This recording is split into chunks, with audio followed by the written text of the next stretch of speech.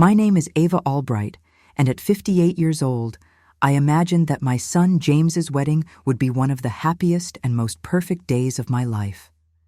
I imagined tears of joy, tight hugs, and the promise of a new family being formed. Never imagined, and could never have predicted in my darkest dreams, that sacred day would become a public stage for the most cruel and calculated humiliation I had ever suffered. If you're watching, subscribe to the channel and comment on which city you're watching from. In the ballroom adorned with flowers and twinkling lights, under the curious gaze of hundreds of guests, my daughter-in-law, Tiffany Sterling, wove a web of contempt with surgical precision, a cruelty so cold it left me breathless. She demeaned me, diminished me, made me feel like an unwanted intruder in my own son's life, a stain on his perfect day. But even as a cold smile stretched across my lips, a smile she interpreted as defeat, my mind was already racing, and in my purse a small notification on my phone was already confirmed. At that very moment, as the champagne bubbled and the laughter echoed, all the threads holding together the luxurious life Tiffany and my son had grown accustomed to, the payments coming directly from my account, were silently cut one by one. Little did they know, at the height of their arrogance, that their facade of perfection was about to crumble in a cascade of debt and despair. That night, meant to celebrate a new beginning, would instead be the final point for life as they knew it, a brutal revelation that would force them to confront the reality of their own irresponsibility and the price of their disrespect. My life, before that fateful night, was a testament to unwavering dedication, built on the pillars of honesty, hard work, and an unconditional love for my family. I was raised in a small village in rural Ohio, where the pace of life was slower, and values were as solid as the land where we grew our own food. My parents, Thomas and Clara Sullivan, were the embodiment of integrity. My father, a carpenter, had calloused hands that transformed raw wood into works of art, teaching me the value of patience and precision. My mother, an elementary school teacher, instilled in me a love of learning and the belief that true wealth lies not in material possessions, but in knowledge and the goodness of the heart. My father once built me a cedar hope chest, sanded until it was satin smooth. "It's where you keep what matters," he said, pressing my palm to its cool lid. Letters, recipes, the first drawings of a child. And what matters is never loud. I used to sit on that chest to tie my shoes for school, breathing the clean cedar air and thinking dignity smelled like trees after rain. The chest followed me from dorm room to first apartment to the home where James took his first steps.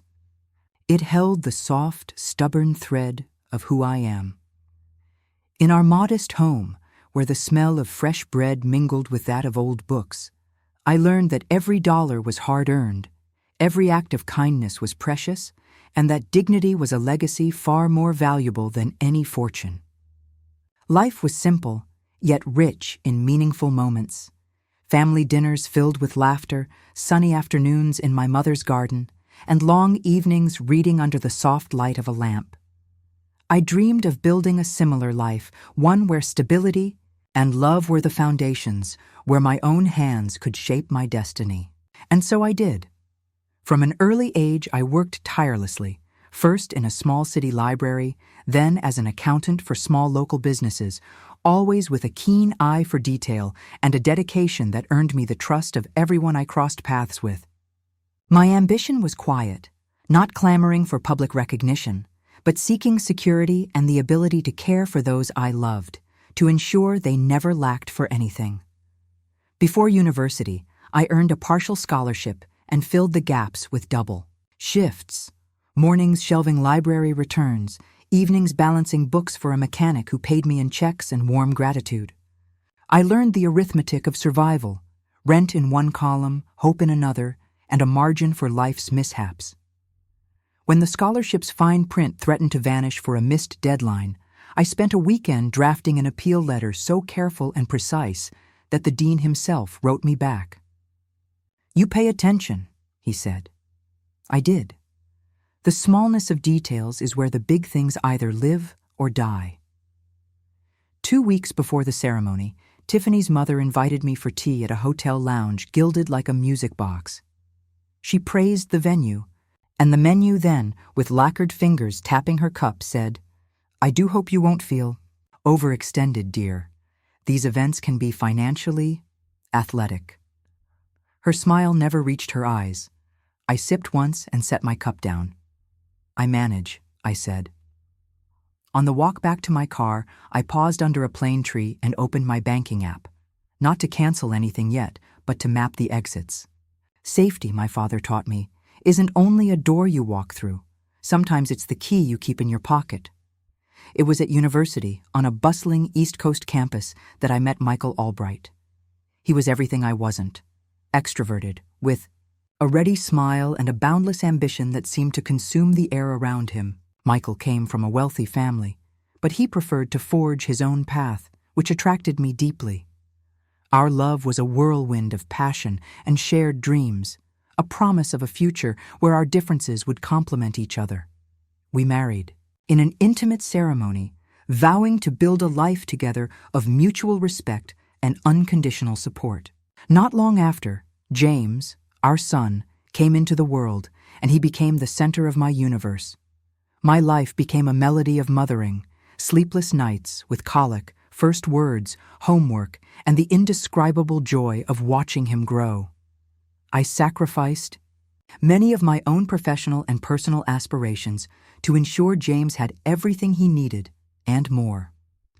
My job as an accountant, once a passion, became a means to an end, funding his studies, his hobbies, and ensuring his well-being. I don't regret a second of it. I believed, with every fiber of my being, that being a mother was the noblest of callings, and that my unconditional love would be the compass that would guide James through life. I was so immersed in giving, in nurturing, that I barely noticed the slow, almost imperceptible erosion of my own identity, the way my own desires became pale shadows beside his. My generosity was not a conscious choice of selflessness, but a manifestation of my love, a silent expression of the woman I was. Over the years, with Michael's untimely death in an unexpected accident, my responsibility increased exponentially. The pain of loss was immense, but the need to be strong for James drove me. I worked even harder, managed the assets Michael left behind, and, with the help of a financial advisor, invested wisely, ensuring James's future was secure. He was able to attend the best schools, have the best opportunities, without having to worry about financial constraints. I was the silent rock, the invisible pillar that held it all together. My son, however, grew accustomed to this life of abundance, without truly understanding the cost or the sacrifices behind it. He was a good kid, yes, but with a certain naivete about the real world, an implicit expectation that things would always work out for him, that support would always be there, unwavering. It was in college that James met Tiffany Sterling. She was stunning, from a wealthy New York family, with an air of sophistication and self-confidence that seemed to fill any room she entered. I remember the first time I met her. She was charming, yes, but there was something in her eyes, a glint of calculation, that made me slightly uncomfortable. However, James's love for her was undeniable, and I, like any mother, wanted only my son's happiness. I welcomed her into our family, trying to see beyond the surface, focusing on James's joy. From the beginning, Tiffany had a subtle way of testing me, of measuring me. Her questions about my home, my work, my origins were always accompanied by a smile that didn't reach her eyes, a forced sweetness that hid an assessment. "Ava, dear," she would say, her tone mixing curiosity with a hint of disdain. "Your work as an accountant for these small businesses must be so rewarding. It's not exactly the world of finance James is used to, but it's charming." I felt the sting, the veiled judgment, but I always smiled and changed the subject, refusing to be affected. James, in his blind devotion, didn't perceive the intention behind her words. He loved her and believed his passion for Tiffany was the most important thing in the world. And I, in my love for him, was willing to ignore the little stabs of venom she injected into our conversations. As James and Tiffany's relationship progressed and marriage became a certainty, Tiffany's demands became less subtle and more direct. She had expensive tastes, lofty expectations, and an unshakable certainty that everything should be her way. Discussions about the wedding became a minefield. "Ava," she once told me, a map of the wedding venue in her perfectly manicured hands, "I really appreciate your offer of help, but frankly, your rustic touch doesn't fit with the vision I have for our wedding. We need something more sophisticated, something that reflects the stature of the Sterling family." She was referring to her own family, of course, a family that, while wealthy, didn't have the same level of influence or history as the Albrights. It was a constant reminder that I was the mother of the groom, a secondary figure, and that my son now belonged to a much more elevated world than my own.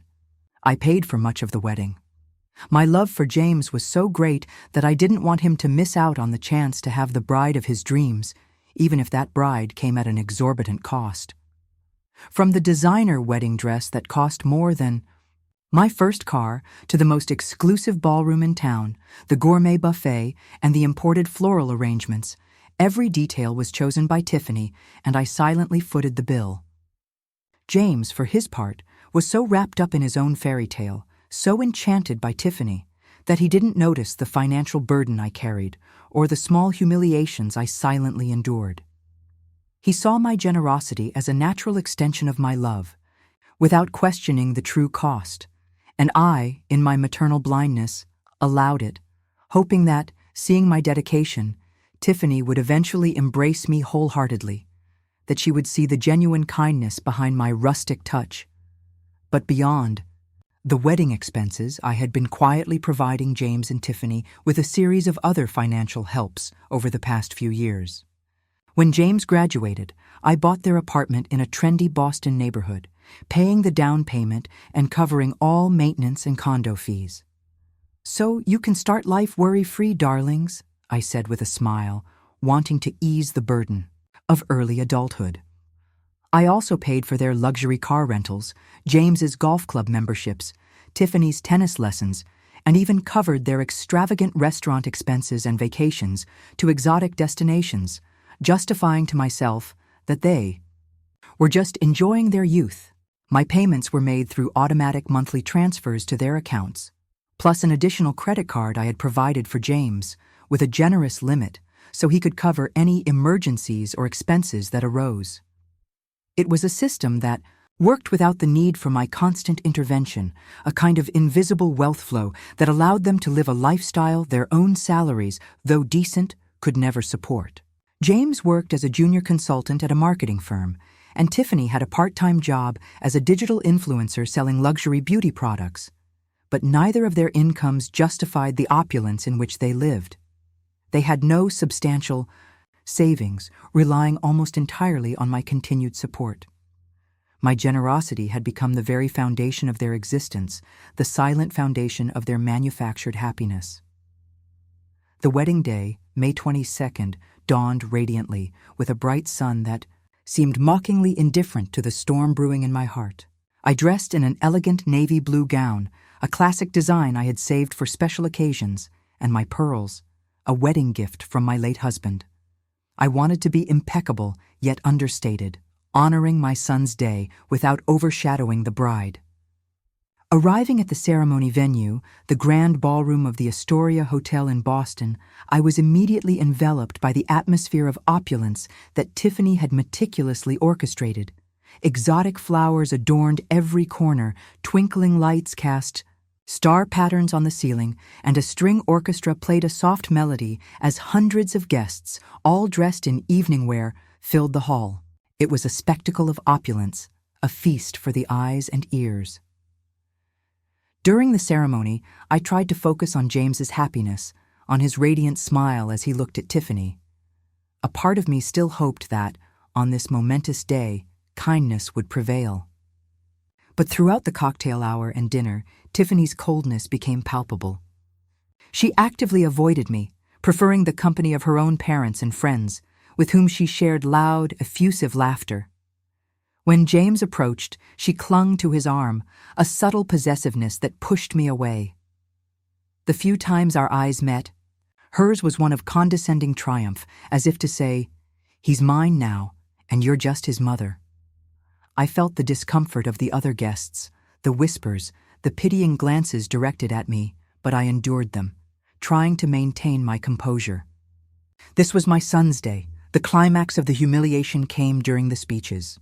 Tiffany's father gave an effusive speech, praising his daughter and new son-in-law, praising the union of two such distinct but equally brilliant families.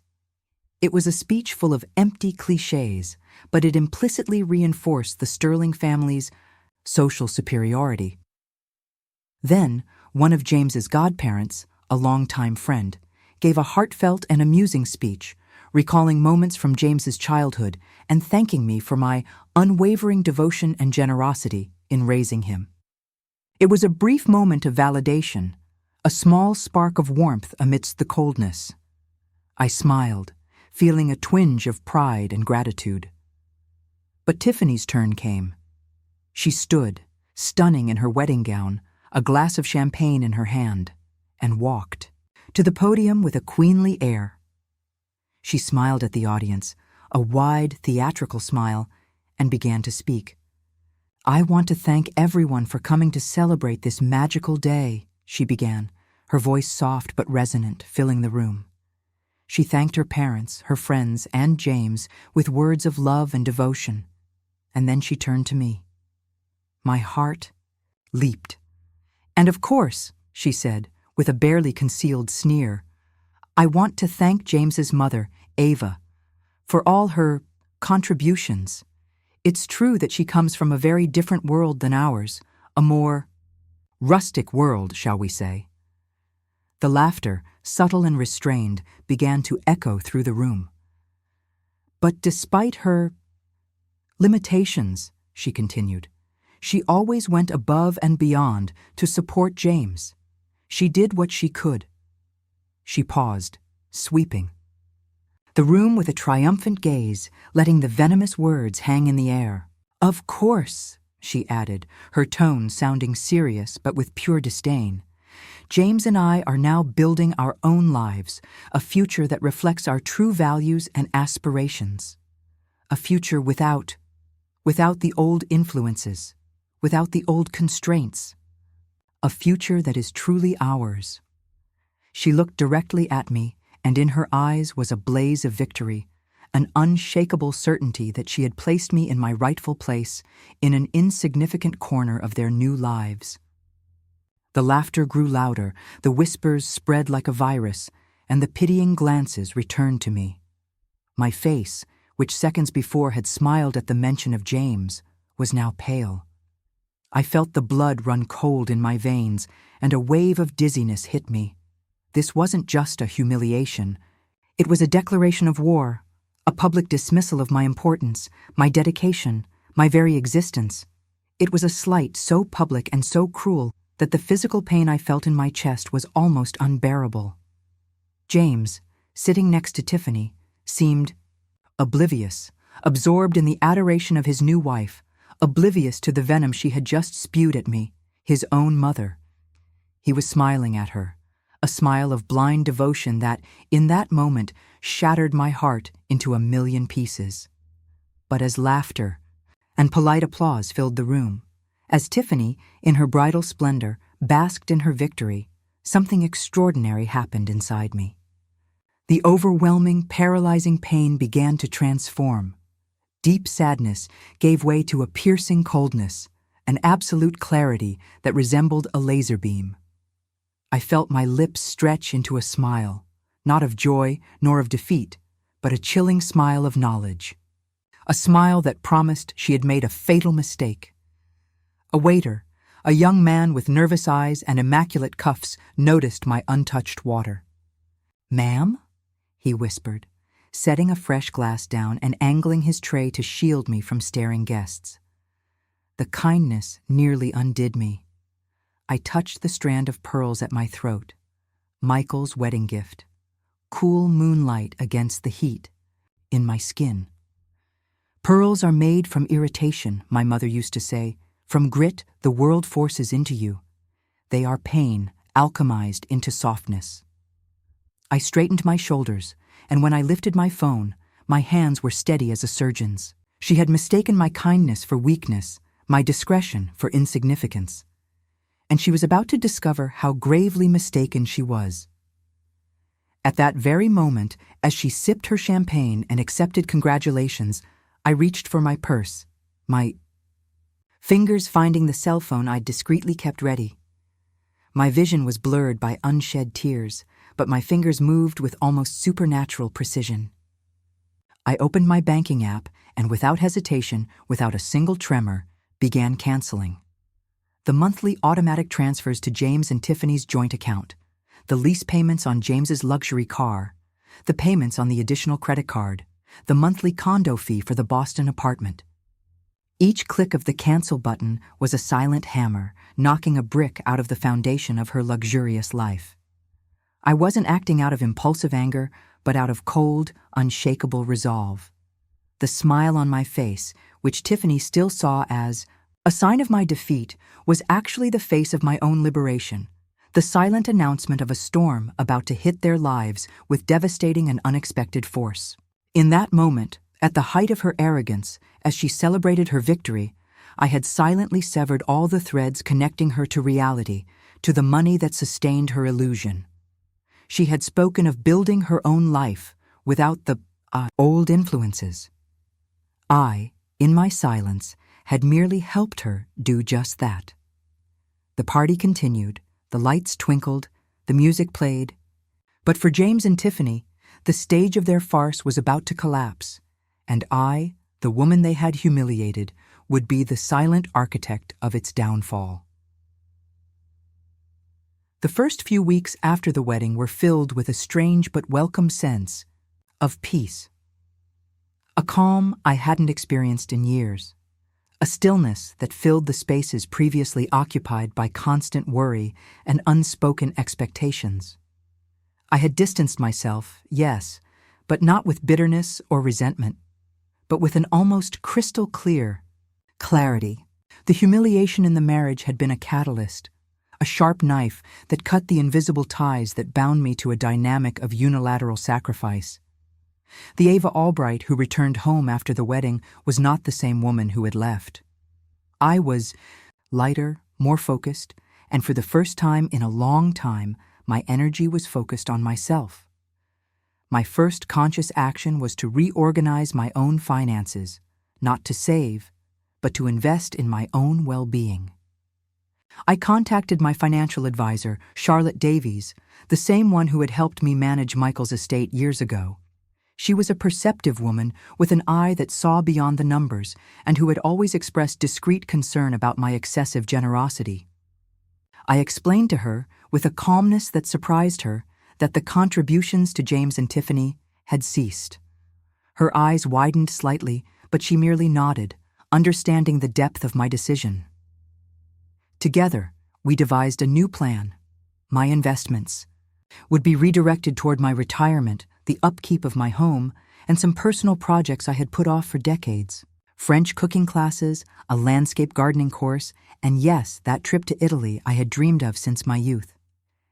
It was an act of self-love, a commitment to myself.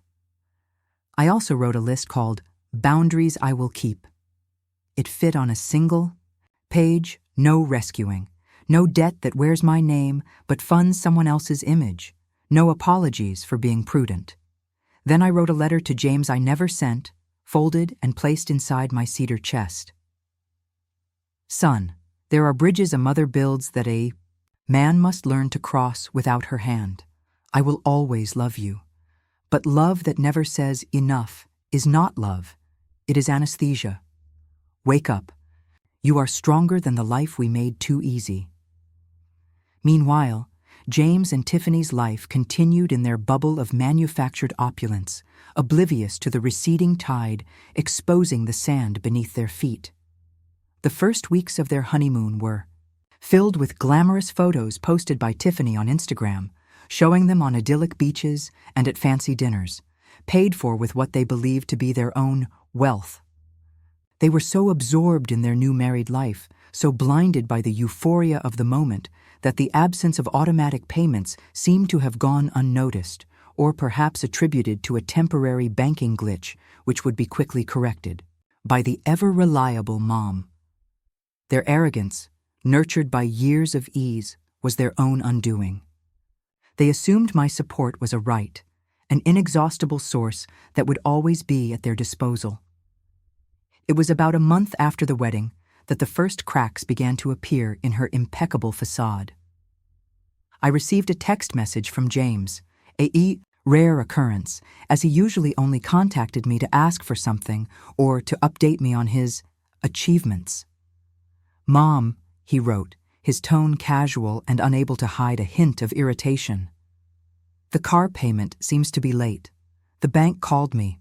Could you check it? It must be some error in the system." I read the message with a small smile and replied, "Honey, as I said at the wedding, you and Tiffany are now building your own lives, your own future. I believe you two are more than capable of managing your own finances. Good luck." James's response came almost instantly, but now his tone was one of bewilderment and mild panic. "Mom, what do you mean? You've always taken care of this. I can't lose my car. It's my company's image. This is unacceptable." My response was even briefer. "Your company's image is your responsibility now, James. You're a married man." And then, I turned off my phone and silenced the notifications, savoring the newfound quiet. The messages intensified, not just from James, but from Tiffany as well. She called me furiously, her voice shrill and filled with an indignation I'd never heard before. "Ava, what the hell are you doing? The condo's late, and the credit card was declined. You can't just cut us off like that. We're not children." Her voice betrayed not only anger, but a growing fear. They were used to having everything taken care of, and the reality of having to face their own expenses was becoming a crushing force. I calmly responded to Tiffany, my tone leaving no room for doubt. "Tiffany, my dear, as you so eloquently stated, in your wedding speech, you and James are building a future that reflects your true values and aspirations. A future without the old influences or old constraints. I'm simply honoring your words. You have control of your own finances now. It's time to demonstrate how capable you are." She stammered, speechless, the arrogance draining from her voice. I heard James in the background, his voice sounding like that of a confused and scared little boy. They were in shock. The silence that followed my decision and the initial impact on their lives was an immense relief. I knew the storm was coming, but this time I wouldn't be swept away by it. I would stand firm on my own foundation. The storm, as I had predicted, soon arrived. In the days and weeks following my declarations of independence, James and Tiffany's communication flow transformed from confused requests to furious demands, and finally to a growing desperation that resonated through every text and phone call. They were not accustomed to being contradicted, to having their privileges questioned, much less to facing the consequences of their own words. The first few calls were filled with irritation. "Mom, this is ridiculous. My car was towed. How am I going to work without it? You can't do this to me." James sounded like a spoiled teenager, not a man in his early 30s. I replied in a monotone, "James, you're a grown, married man. There are public transportation options in Boston, or you could consider a more affordable car." He fell silent, speechless, the inadequacy of his new reality hitting him. When he fell silent, I slid a notepad across the table. "Add up last month's non-negotiables," I said gently. "Rent, food, transit, then list what is ego dressed as need." He stared at the blank page. "I don't know where to begin." I tapped the first line. "Begin with truth. It's cheaper in the long run." His jaw tightened, the same way Michael's did when faced with a hard knot in a board. "Some knots you cut around, some you work through. Either way, you acknowledge. They're there." Tiffany, meanwhile, called me in a furious escalation, her voice shrill and full of accusations. "Ava, the building manager notified us about the late payment, and the credit card is completely blocked. This is ruining our reputation. You're trying to sabotage us." I remained calm, my voice soft but firm. "Tiffany, the bank accounts and payments were always a courtesy of mine, so you could have a worry-free start in life. Now that you're building your own lives, these responsibilities are yours. I trust in your ability to manage them." She huffed, anger mingling with frustration, unable to refute my words, which were a distorted echo of her own wedding speech. With each passing day, the gravity of their situation intensified. The luxurious Boston apartment on which I had put down the down payment and whose condo fees I paid became the target of eviction notices. Their 2 luxury cars, financed with my payments, were eventually repossessed, forcing them to use public transportation, a humiliation Tiffany vocalized in her frantic calls. Tiffany tried to pivot her online persona, real-life luxury on a budget, but budgets have a way of despising performance. She filmed from tight corners that used to be cropped away, the ring light reflected in second-hand frames. Followers asked, politely at first, where the penthouse went, then less politely. Algorithms aren't cruel, they are indifferent. Indifference is often worse. Their bank accounts, once bulging with my monthly transfers, rapidly emptied, exposing the fragility of their financial situation. They lived on appearances, and without my hidden source of income, that facade was crumbling at an alarming rate. I knew James was a good man deep down, but he'd been spoiled, accustomed to a life where financial problems were invisible, always solved by mommy. He didn't have the skills or mindset to manage his own finances, much less those of his demanding wife. Tiffany, on the other hand, was more calculating. Her anger was more focused on the loss of status and the crumbling of her luxury influencer image than on any actual financial hardship. She was losing her shining platform. Things reached a critical point when a desperate James visited me. He appeared at my door, pale, with dark circles under his eyes and his hair disheveled, a far cry from the radiant fiancé of a few weeks ago. He didn't look like a man in his 30s, but like a lost boy. "Mom," he pleaded, his voice breaking. "We're going to be evicted. We have no money for rent, no money for food. Tiffany is furious. She blames me for everything. Please, you have to help us. You always have." I invited him in, and we sat at the kitchen table where I used to serve him warm cookies and milk when he was a child. The nostalgia was a painful contrast to the cold reality. "James," I said, my voice soft but firm, "I've always loved you unconditionally, and I always will. But true love also means allowing you to grow, to take charge of your own life. I've given you a solid foundation, the best opportunities, but I can't live your life for you, nor fund your lifestyle indefinitely." He looked at me with teary eyes, uncomprehending. "But what about Tiffany? She's angry, Mom. She doesn't know how to handle this." He was more concerned about her reaction than the situation itself. "James," I continued, with genuine sadness, "Tiffany chose her words at the wedding, very carefully. She said she wanted to build a future without the old influences. I respect her choice, and yours. You must learn to build your own lives with your own resources. It's the only path to true independence and dignity." He begged me, tried to reason. With me, blamed Tiffany, blamed me for not understanding the pressure he was under. But I didn't give in. I offered advice on how to look for work, how to manage a budget, and how to find a more affordable apartment. But I refused to resume the payments. It was incredibly painful to see my son suffering, but I knew it was necessary pain, the only way he could learn and grow. The conversation ended with him storming out of my house, not in anger, but in frustration and confusion, not understanding the lesson and not understanding the Ava who stood before him. I knew that the humiliation of the wedding, though painful, had freed me.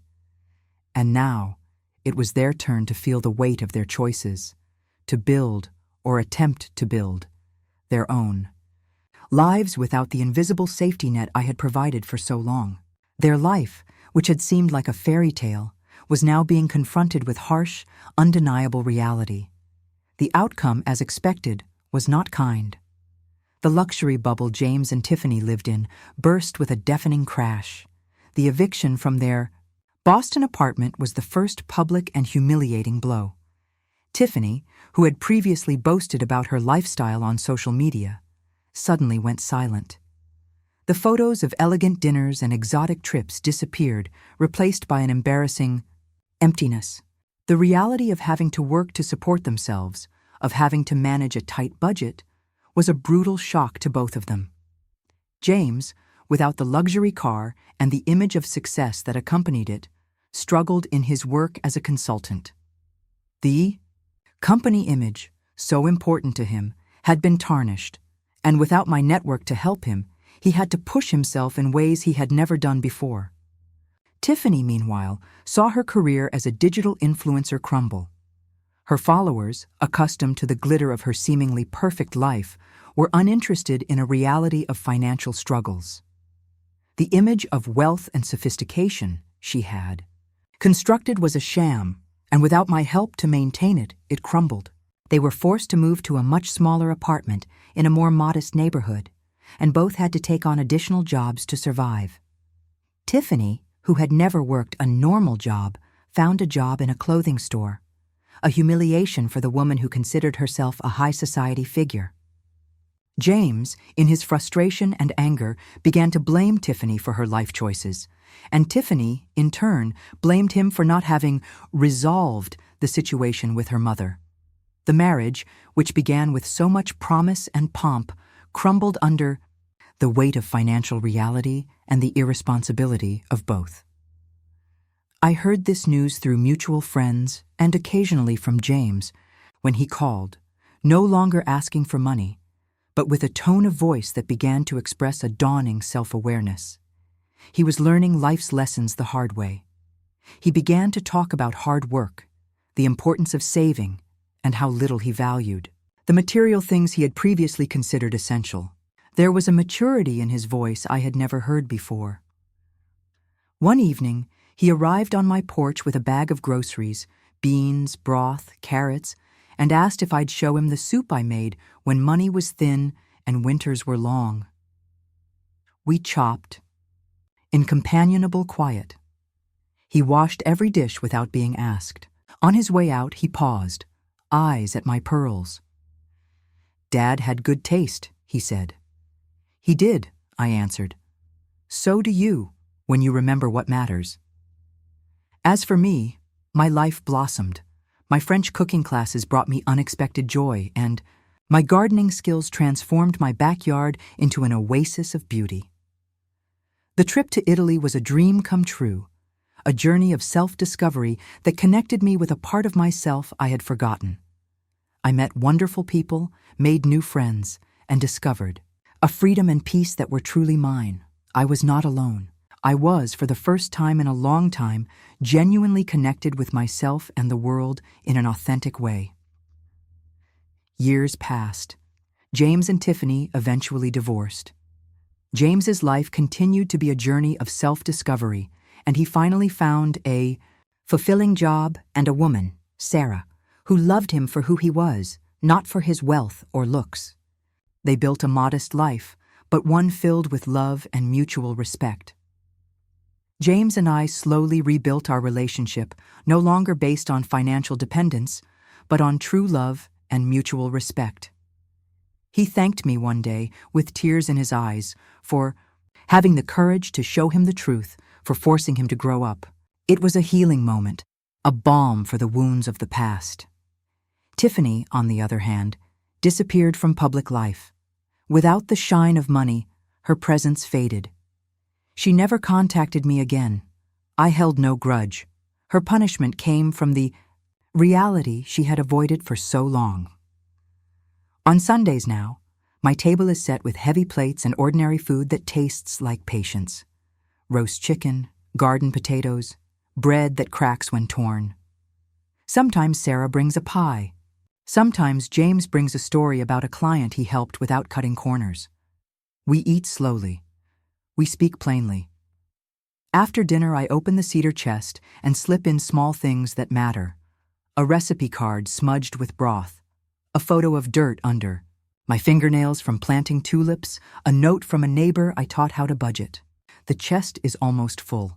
I am too. If this story touched you in any way, if you've ever needed to find the strength to defend your dignity, I invite you to join our community. Subscribe to the channel now so you don't miss any inspiring and real stories like this one. Click the notification bell to be notified whenever a new video is released. Leave a like if you believe that truth, no matter how buried under lies, always finds its way to the surface, often in spectacular ways. And if you know someone who needs to hear this powerful message of resilience and justice, someone who might be facing their own silent battle against falsehood, please share this video with them. And now, the most important question. Have you ever been the target of arrogance or ingratitude from someone close to you, whether a family member or a friend? How did you handle the situation when your contributions were devalued or used against you? What was your path to regaining your peace and dignity? Share your experiences in the comments below. Your story could be the next one to inspire someone, giving them the courage they need to stand up for themselves. Thanks for listening, and see you next time.